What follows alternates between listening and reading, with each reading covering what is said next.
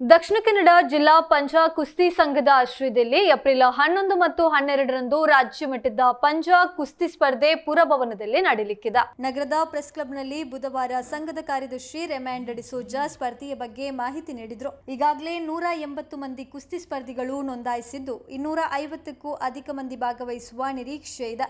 ಪುರುಷರು, ಮಹಿಳೆಯರು ಮತ್ತು ವಿಕಲಚೇತನರಿಗೆ ವಿವಿಧ ದೇಹದಾಢ್ಯಗಳಲ್ಲಿ ಸ್ಪರ್ಧೆ ನಡೆಯಲಿಕ್ಕಿದೆ ಎಂದು ಹೇಳಿದರು. ಈ ಸ್ಪರ್ಧೆಯ ಯಶಸ್ಸಿನ ಆಧಾರದಲ್ಲಿ ಮುಂದೆ ರಾಷ್ಟ್ರಮಟ್ಟದ ಸ್ಪರ್ಧೆಯನ್ನ ಮಂಗಳೂರಿನಲ್ಲಿಯೇ ನಡೆಸುವ ಚಿಂತನೆ ಇದೆ.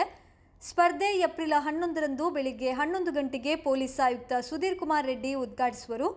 ಏಪ್ರಿಲ್ 12ರಂದು ಸಂಜೆ 5:30 ಗಂಟೆಗೆ ಸಮಾರೋಪ ಸಮಾರಂಭ ನಡೆಯಲಿಕ್ಕಿದೆ ಎಂದು ಸಂಘದ ಅಧ್ಯಕ್ಷ ಸುನಿಲ್ ಸೇವಿಯರ್ ತಿಳಿಸಿದರು.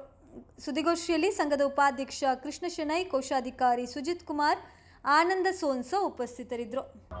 ಈ ಒಲಿಂಪಿಕ್ಸ್ ಕಮಿಟಿಯವರು ಈ ಪಾರಾ ಒಲಿಂಪಿಕ್ಸ್ಗೆ ನಮ್ಮ ಅಸೋಸಿಯೇಷನ್ ಅನ್ನು ರೆಕಗ್ನೈಸ್ ಮಾಡಿದ್ದಾರೆ. ಒಂದು ಕಾಂಪಿಟೇಷನ್ ಅಲ್ಲಿ ಭಾಗವಹಿಸುವ ಅವಕಾಶ ಇರ್ತದೆ.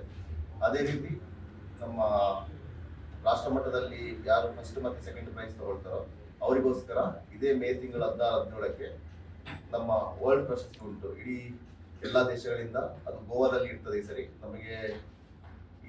ಈ ವರ್ಷ ನಮ್ಮ ಒಂದು ಇದಂದ್ರೆ ನಮ್ಮ ಭಾರತದಲ್ಲೇ ಈ ಕಾಂಪಿಟೇಷನ್ ನಡೀತಾ ಇದೆ. World arm wrestling competition. ಇದರಲ್ಲಿ ರಾಷ್ಟ್ರ ಮಟ್ಟದಲ್ಲಿ ಮೊದಲು ಮತ್ತು 2ನೇ ಸ್ಥಾನ ಗಳಿಸುವವರು ಈ ನಮ್ಮ ಇಂಟರ್ನ್ಯಾಷನಲ್ ಸ್ಪರ್ಧೆಯಲ್ಲಿ ಭಾಗವಹಿಸುವ ಅವಕಾಶ ಇರ್ತದೆ.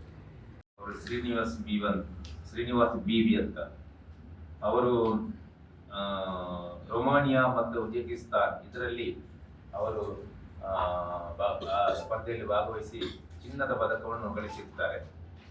ಹಾಗೆಯೇ ಇನ್ನು ಕೆಲವು ಅಥ್ಲೀಟ್ಗಳು ನಮ್ಮ ರಾಷ್ಟ್ರ ಮಟ್ಟದಲ್ಲಿ ಕೂಡ ಅವರು ಪ್ರಶಸ್ತಿಯನ್ನು ಗಳಿಸಿದ್ದಾರೆ. ಸೊ ಈ ಒಂದು ಕಾಂಪಿಟೇಷನ್ ಬಹಳ ಉತ್ತಮ ರೀತಿಯಲ್ಲಿ ನಡೆಸುವಂತೆ ನಾವು ಪ್ರಯತ್ನ ಮಾಡ್ತಿದ್ದೇವೆ. ಮತ್ತೆ ಬಂದಿರುವ ಎಲ್ಲ ಸ್ಪರ್ಧೆಗಳಿಗೂ ಕೂಡ ನಾವು ಉಳ್ಕೊಳ್ಳಿಕ್ಕೆ ಕೆಲವು ವ್ಯವಸ್ಥೆಯನ್ನು ಮಾಡಿದ್ದೇವೆ. ಆಫೀಷಿಯಲ್ಸ್ ಹಾಗೂ ರೆಫರೀಸ್ ಕೂಡ ಅವರಿಗೆ ಕೂಡ ನಾವು ವ್ಯವಸ್ಥೆಯನ್ನು ಮಾಡಿದ್ದೇವೆ. ಊಟದ ವ್ಯವಸ್ಥೆ ಇದೆ. ಸೊ 2 ದಿವಸ ಈ ಸ್ಪರ್ಧಾಕೂಟದಲ್ಲಿ ನಮ್ಮ ಅನೇಕ ಕ್ರೀಡಾಪಟುಗಳು ರಾಜ್ಯದ ವಿವಿಧ ಮೂಲೆಗಳಿಂದ ಬಂದು ಈ ಕ್ರೀಡಾಕೂಟದಲ್ಲಿ ಭಾಗವಹಿಸ್ತಾ ಇದ್ದಾರೆ.